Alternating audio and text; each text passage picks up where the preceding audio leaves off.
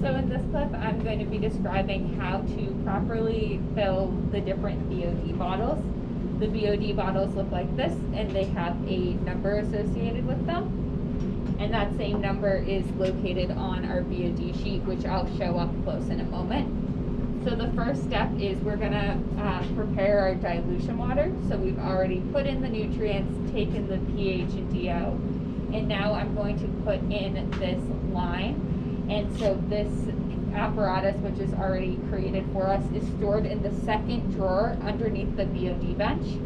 And there's 3 of them there, and they're stored in plastic containers. So this is one of them, and I'm going to insert it into the top of the flask, with the short end going in and the long end coming out.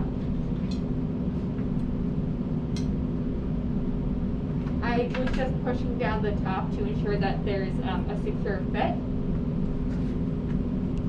And now taking the end of the line and one of these pipette filler bulbs, I'm going to press the A button at the top and push the air out of the bowl. Then I'm going to align the bottom of the pipette filler with the top of the line and press the S part of it. There's a letter S right here in the middle. And I'm going to watch the dilution water come up the hose and over this hump. I'm also going to take out one of these toppers that are in the bottle. So when the water comes, I can directly go into one of these flasks because it happens pretty quickly and you don't want water going everywhere. So I'm pressing the S.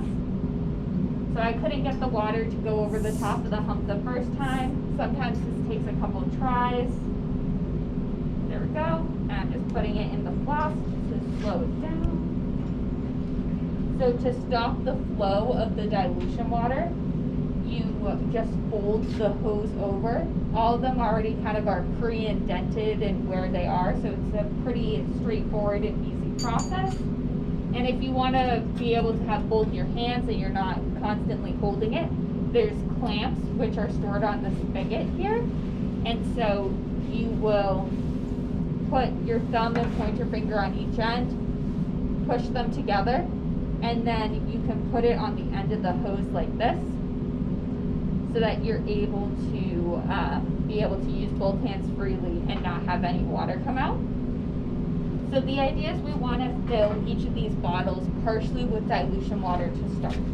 So to kind of explain how much water goes in each of the different bottles, I'm going to show you this clipboard.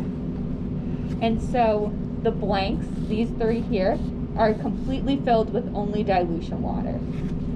Then as you come to the final effluent, this gets 290 milliliters of samples, 275 and 250. The bottles hold 300 mils, so this means that it's mostly filled with samples, so you just want to put a little splash of dilution water in there to begin. Then you have the primary influent, seed, and D and G. All of these bottles I generally fill halfway to begin with. So I'm just going to go and do that, and in the next clip I'll show you how you can fill the different bottles up with sample.